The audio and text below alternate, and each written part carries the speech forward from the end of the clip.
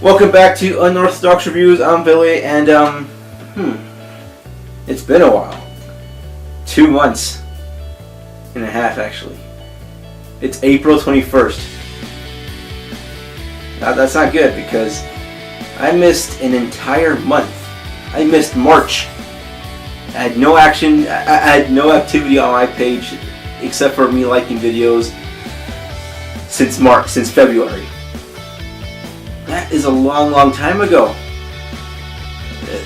I mean, in the last video I made anyway, I told myself that, I told myself that missing a week was bad and I was going to make up for it and I was going to get back on the ball. But I ended up, making that video and going on a dry spell for a month. That's the main reason why I was gone. I was on a dry spell. I had no ideas. I had nothing to review. No products. I had no interesting products coming in. I ordered a few things, but none of them were worth talking about extensively or reviewing reviewing and dissecting them. Regardless of that, it's inexcusable for me. I could have reviewed something else, a book or something, a movie, but yeah, inexcusable. Anyways, without further ado, let's get this review started. Today I'm going to be talking about a nice little charming indie movie that I found on Netflix, which I was intending to rip on, but I ended up actually liking it, which is awesome. Whew. Well, anyways, the movie I'm going to be reviewing today is it's called Toys in the Attic. This will be fun. Toys in the Attic is a film directed by G.D. Barta, and the English adaptation was produced by Vivian Schilling, who stars in the movie alongside Forest Whitaker, Carrie Evans, and Marcelo Tubert. And the film follows 4 toys: Buttercup, Sir Handsome, Laurent, and Teddy. What happens is, during a good portion of the movie, Buttercup is kidnapped by the Golden Head. The Golden Head is basically that. He's a golden head. He's a golden bust of a person. And Teddy, Laurent, and Sir Handsome has to go try to save her. They form a motley crew and they go down there. And what else is there to say about it? Oh yeah, it's called one thing I liked about it, I'm sure a lot of people did like about it, which I see a lot of it going on kind of with the reviews, is because I really like the art direction. I'm a big fan of stop motion films. I appreciate the effort that goes into making these films. It isn't just point a camera at something and record whatever happens. Say yes, say this. You have to you have to make your cast. You can't just the only thing you get help with the cast is the voices. You're just giving directions like, here, talk. You have to make them talk. You have to do a lot of things in stop animation. Oh yeah, it's got apart from that, oh yeah, one thing I'm gonna tell you, this is a pretty creepy film. There's moments when you watch this film saying I'm watching a family film, right? This is for kids and families, This is a family film, and that is not family. Yeah, it is. You should find out. Yeah, it is. It's a family film. What I'm gonna tell you without spoiling is that the ending isn't. You agree with hey, happy.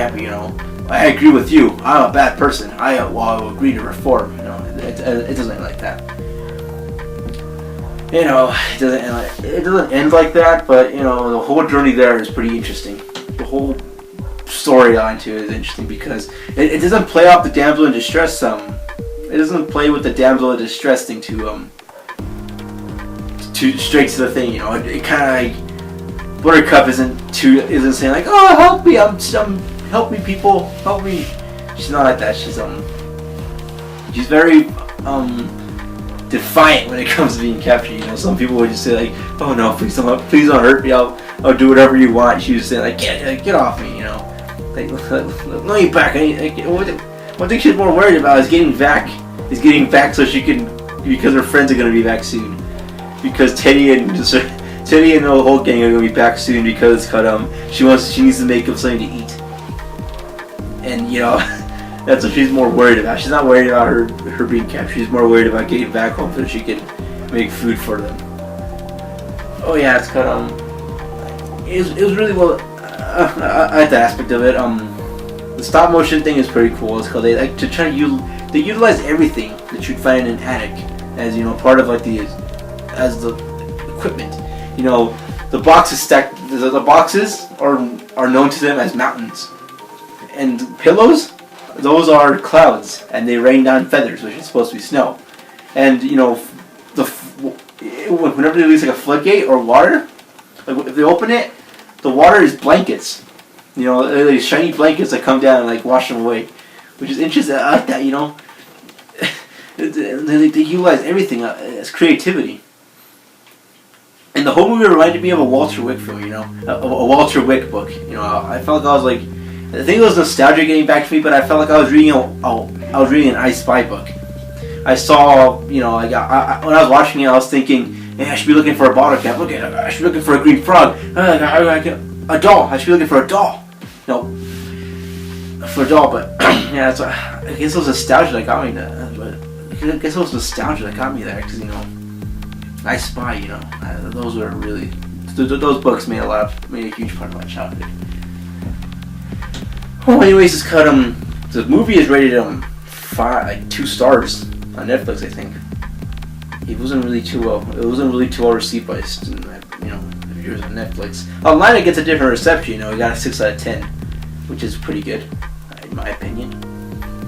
It's the main reason for the art direction. A lot of people complain about it being too creepy, which I understand, but it shouldn't detract from making this a good movie, And just because you think it might, just because you think it might be a Toy Story ripoff, doesn't mean you shouldn't give it a try. You had to keep an open mind when watching these movies. You have to. That's how I got into a lot of things that I like watching. I didn't just start watching ponies. That's why I not having an open mind. But when I like saying like, oh, I'm gonna hate this movie. I didn't say.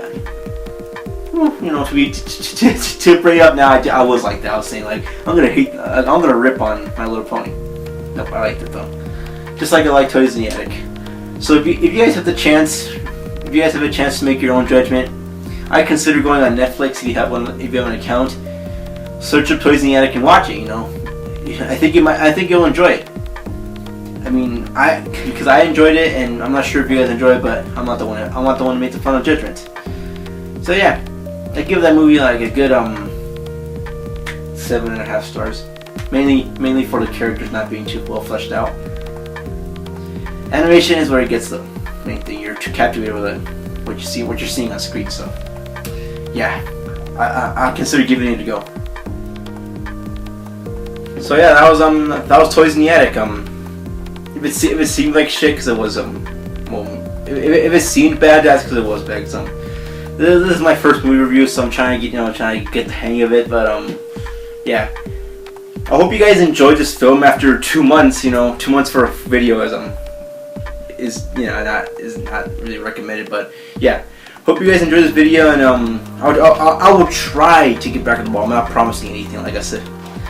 I'm basically saying what I said in the last video. Wait, I'll try to get back on the ball. I can't promise anything, but yeah, I'll try to find more things to review. I'm just gonna half-ass it. Anyways, thanks for watching, and see you next time.